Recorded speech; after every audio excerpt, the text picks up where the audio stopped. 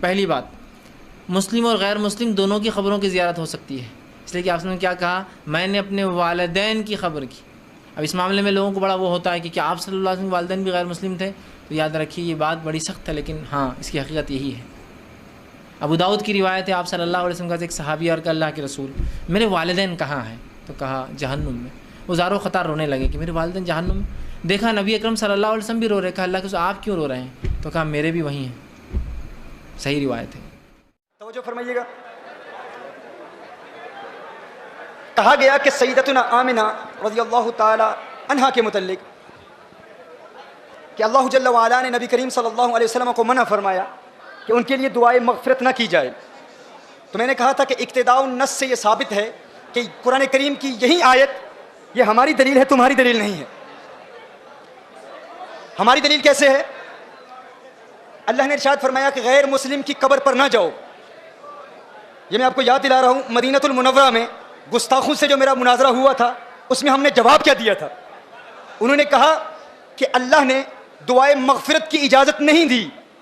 تو دعائے مغفرت کی اجازت اس لیے نہیں دی کہ العیاذ باللہ سیدہ مومنہ نہیں تھی۔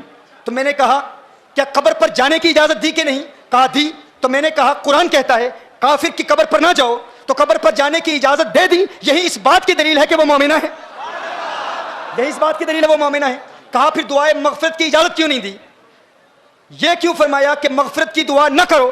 اس کا جواب سماعت فرما لیں۔ مغفرت کی دعا کس کے لیے کی جاتی ہے؟ بخشے ہوں کے لیے بخشش کی دعائیں نہیں کی جاتی، بخشے ہوں کے لیے بخشش کی دعا نہیں کی جاتی۔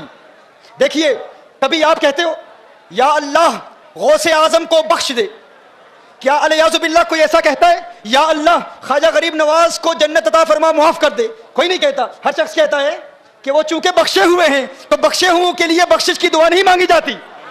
کیا الیاذ باللہ کوئی کسی نبی کے لیے کہہ سکتا ہے اے اللہ عیسیٰ علیہ السلام کی مغفرت فرما، موسیٰ علیہ السلام کی مغفرت فرما؟ نہیں۔ قانون کیا ہے؟ بخشے ہوں کے لیے بخشش کی دعا نہیں کی جاتی۔ دیکھیے جب آپ نماز جنازہ پڑھتے ہیں بالغ کے لیے کیا دعا پڑھتے ہیں؟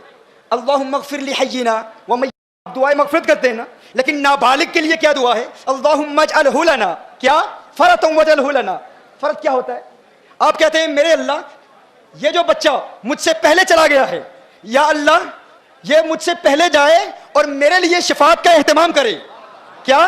چونکہ بچہ بخشا ہوا ہے تو بخشے ہوئے کے لیے بخشش کی دعا نہیں کی جاتی، بخشے ہوئے کے لیے کہا جاتا ہے یا اللہ یہ مجھ سے پہلے جا رہا ہے، آخرت میں میرے لیے شفاعت کا اہتمام کرے، میری بخشش کا وسیلہ بنے۔ تو کہا تم کہتے ہو کہ حضور نے اپنی ماں کے لیے مغفرت کی دعا نہیں مانگی، اللہ نے اجازت نہیں دی۔ ارے اس بات پر غور کرو، مغفرت کی دعا اس کے لیے مانگی جاتی ہے جس کے لیے مغفرت نہ ہونے کا امکان ہو۔ ارے وہ تو پہلے سے ہی بخشی ہوئی ہے، ان کے لیے یہ دعا نہیں کی جاتی کہ ماں کے لیے مغفرت کی دعا مانگو۔ میں کہتا ہوں یونس علیہ السلام ایک مچھلی کے پیٹ میں رہے، اس مچھلی کے پیٹ میں رہنے کی وجہ سے یونس علیہ السلام کو اتنا بلند و بالا اور فوق اعلیٰ مقام ملا۔ تو گویا کہ اللہ ارشاد فرما رہا ہے جس مچھلی میں ایک نبی رہے اس کو وہ مقام ملتا ہے۔ ارے جس ماں کی پیٹ میں آمنہ کا لال ہے وہ ماں مغفرت کی محتاج نہیں ہوتی، اس کے لیے مغفرت کی دعا نہیں مانگی جاتی، اس کے وسیلے سے امت کے لیے مغفرت کی دعائیں مانگی جاتی ہے۔